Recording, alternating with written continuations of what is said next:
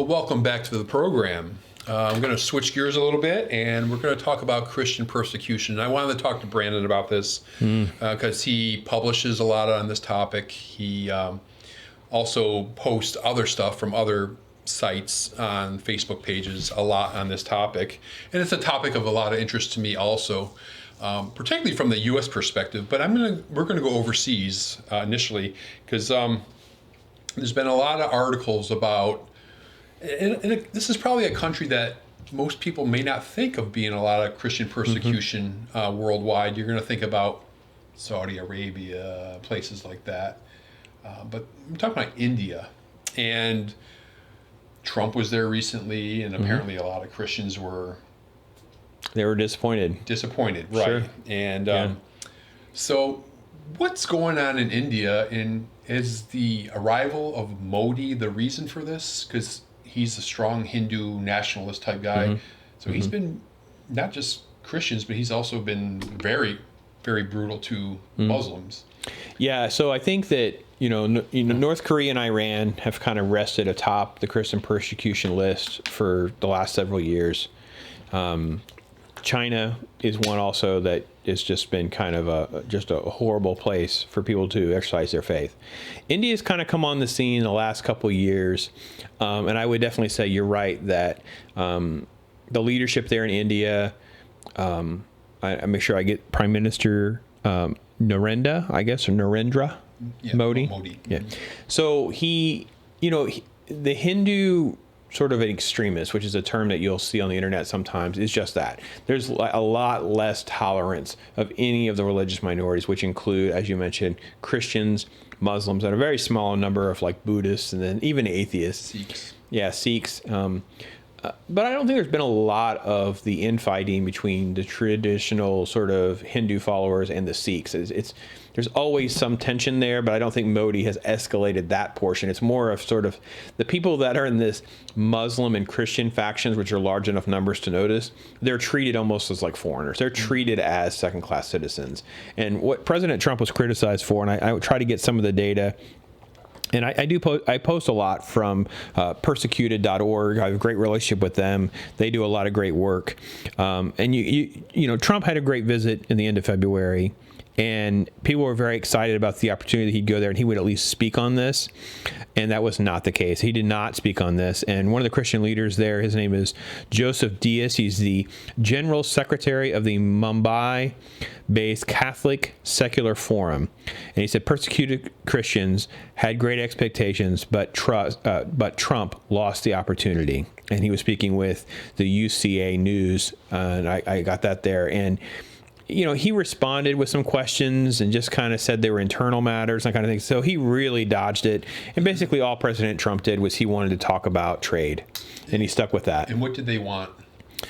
I think they first wanted to at least bring awareness to it. So one of the things that President Trump brings, whether you like or hate him, if he discusses a topic, it becomes a topic that the media talk about. So if you start bringing up Christian persecution in a country, then at least the press has to talk about it. And the awareness alone can help leverage people in the community to make changes. And that's what they were really hoping for. And if anything else, it's kind of a swaying move to allow for more of the freedoms that they had. Like, it was definitely a lot freer of a society to exercise your faith, let's say 5 years ago. That's for sure. Mm-hmm. Yeah. So we now, when we see Christian persecution around the world, it really differs from what we see in the United States. So we see it in northern Nigeria. We're talking bloodshed. Pakistan, India, some of these other countries. But I once had a conversation with somebody and talking about Christian persecution in the U.S. and it's not that, at least not yet. Right, not the violence and all that, but there is Christian persecution in this country. Sure. How would you describe it? And now, the one example I always think of off the top of my head, because it was very disturbing to me, was there was a mayor of Houston, Texas, who wanted to approve all the sermons in that city of all the different pastors. Sure. That's a form of persecution, in my opinion. But we don't see the violence. But what do we see in the U.S.? So, under the First Amendment, you have the right to exercise your faith. And there's sort of a free speech and freedom of religion attack and sort of a back and forth efforts in different states and different things. So in the Houston case, one of the more extreme efforts that was squashed very quickly once it went public, that he was basically going to filter through all these sermons to see what was appropriate. We see a lot of lawsuits. There's a couple of really big groups here to attack Christian expression of faith a lot from the atheist perspective. So the American Atheists and the Freedom from Religion groups, and they file a lot of lawsuits. So we see a lot of attacks and regulation on putting up nativity scenes, Christmas expression, especially on public land, in front of a courthouse, in front of a Capitol building. There's a new lawsuit that's happening right now, just got refiled again in Indiana. It's a small county. They always have this nativity scene, and the atheists have joined together to file some sort of lawsuit to say, no, you shouldn't use. If you're using taxpayer money, taxpayer property, you're basically kind of condoning it as the faith, and that's against the Constitution. So these they win some, they lose some. There's been some where the big crosses are landmarks, and a lot of those have been removed from these lawsuits. Like it's somehow easier to get things removed. But there may be people watching who will Sure. say, well, that's not really persecution. You consider that under the umbrella of persecution. I think this is a lot of this sort of like trimming around the edge of what we see. And you asked, what was regularly what we see a lot of, and that's where we see a lot of attacks on nativity, crosses, Ten Commandment monuments, a lot of these things that take down things that connect people to the large Christian faith as a bigger community. The other thing we see a lot of has to do with the connection between, I would say, Christianity and the pro-life movement, where you see a lot of censorship, people getting arrested for sort of a rally or trying to speak to anyone around abortion clinics or a Planned Parenthood facility, people actually getting arrested or seeing jail time. I think we've also seen some, it's kind of tough because it becomes almost like a freedom of conscience argument rather than just persecution per se. Like, I'm not sure I would find this kind of on persecuted.org, but it would be a case where there was a medicine that the people didn't feel comfortable using, and this was in Massachusetts, and they used it as a way of saying, well, it's against their religion, so they were trying to argue to take custody of the children away. We actually have had a couple of cases against homeschooling for religious reasons. Here in America, people have said, well, this is my faith, and the state has come in and tried to, say, no, you're not doing this, you're not doing that. So these are the kind of things where there's constantly a lot of pressure. I'm not sure I'd say persecuted. We do see a lot of things too with like kids in schools being told they can't have their Bibles out, or being told that they can't have this type of Christian organization, rally, or clubs. Most of those cases get thrown out. They lose or they get thrown out. Right. So, and I think that goes back to my first point. When people ask me, like, there's no persecution in the United States. And, it's just different. Right. And not in the same form. It's not that violent But form. it's because of our Constitution. Right. But do you see things progressing that way? I would tell you that most evangelicals and a lot of religious groups, especially in like the Catholic communities, things like that, they have already experienced enough at that sort of high level. You have California, for instance, you have a women's group that lost their ability to advertise on the side of a bus, or they will say, well, you can no longer have your church service in this particular building because now we're going to, the taxpayer money is going to buy the building, so you're the first to go. So I think that, I'm not sure that we're at jailing. I would say that there has been cases where we are also seeing with the gay marriage stuff, we saw people being forced out of business through lawsuits, right? So we're seeing some of that kind of stuff, which again, is the line between the battle of Christian being able to practice your faith versus freedom of conscience. And I think that's a very fine line. Both are protected by our Constitution. Most of these countries that we talk about, they don't have any of these protections. They're literally, it's a free-for-all. They're a religious minority. I would say that we've had Americans that have gone overseas and gotten themselves in trouble with how they behave in an environment where that's not acceptable. You're a religious minority. You can't do those things. We've had people who have been jailed for very minor things by our standards, but in a country like Iran, for instance, it is hardcore in Iran. North Korea, of course, handing out a tract or a flyer can land you in jail. put your life at risk. So I think that there's a lot of persecution in like different scales. You're more likely to get arrested in Pakistan and just spend years in jail than you are to die. They're not interested in making them into martyrs. But like North Korea, you literally move very quickly into like a death penalty zone with some of your infractions. And I will say, for whatever reason, our government has been very good about monitoring what happens in North Korea with the Christians to get them out. So if they are an American citizen, or if there's a way to exercise some sort of diplomatic pressure, we've done well. But in other countries like Nigeria, President Trump and others and previous presidents have not spoken out enough. We just kind of don't do anything about a country that's basically on fire with Islamic terrorism, basically.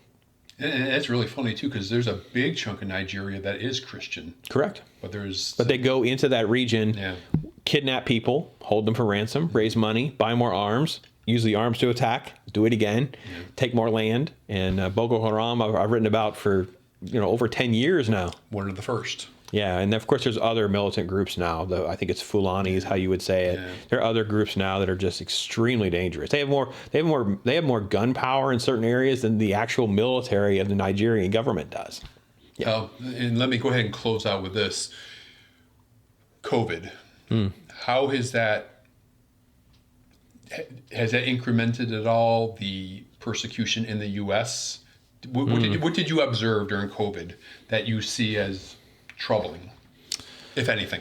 Well, and I think the first thing was that there was a lot of sort of really bad policy making about trying to keep people safe. Like I erred on the side of keeping people safe. We're talking about February and March.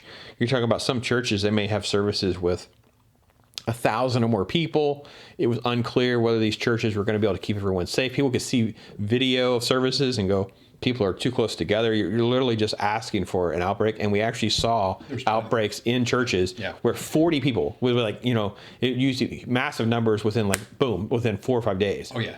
And people actually published a lot about that stuff because they wanted that word to get out. So, and a few people died. So once people died, there was really no hiding that this was going to be a major talking point for a lot of folks. So sadly, there was also a lot of pastors that kept trying to test the water, right? It'd be different if you had a small church and you were like, listen, we can socially distance. We only have 50 people. We'll spread them out in this room. But you have people who had 1,000, 200, 1,000, 2,000 people services. And it was like, well, we're not going to be, how are you going to move 100 people? We're looking at your video. You can't, one guy got himself arrested. I mean, so you end up just kind of making the situation worse. But it was interesting to see the government very quickly want to shut churches down. Like you say, we were talking about last segments and other times we talked about liquor stores were essential and different things were essential, but people exercising your faith, which is protected by the First Amendment, there was a lot of pressure to make sure we shut that down as well. I think that was very concerning because it showed that you were definitely in the forefront of their thought to have attention placed on making sure that they could silence or stop you from doing that. Yeah. I lied. One more question. It's okay. I can handle it. How do you grade DeSantis on this? Slow getting to it, but particularly the church issue, the religious issue. I think he did okay. Some of the city ordinances, I wasn't real keen with how they were being handled, but I don't know that I can blame DeSantis. I don't know enough about it because I don't know what he never called it non-essential. Right. Right. So I mean. I think as far as I know, I don't think he ever was an issue here in Florida or anything like that. He was a contributor. Some of the local ordinances where some of the issues were with acting too slowly or too aggressively, things like that. In certain parts of the state were better and worse than others. Lied one more time. For viewers out there that'd like to learn more about Christian persecution in the U.S. or around the globe, where could they find more information? Well, they can email me, and I use the Global Dispatch at Gmail, and you would just put something in the title there so I know that it's from you and that you want to ask me a question. But again, you can go to our Facebook page there. The Dispatch still gets a lot of that. The Tampa Dispatch has some of that now. We've been working out with a good partnership there to put over some of that information. Alliance Defending Freedom sends us a lot of stuff. Liberty Counsel sends us a lot of stuff. Again, persecuted.org has great stuff on this topic, as well as working with some of the other Christian groups that just really cover not just persecution, but all of these different topics and things like that. So people, and again, folks, I am a believer that we should be able to navigate everyone exercising all of their faith. I'm not, maybe, and I'm make some of you mad maybe, but I'm not opposed to having a nativity scene right next to the Jewish display at Christmas, right next to Kwanzaa, that's fine. I would rather see all of the displays than having the one taken away. I would rather see more expression and more freedom to express rather than censorship of it. All right, there you go. And if you want to learn more about this stuff, please check us out at theglobaldispatch.com, tampadispatch.com, or any of the other sites that Brandon talked about. We'll link to them below if you want to learn more about this very important topic.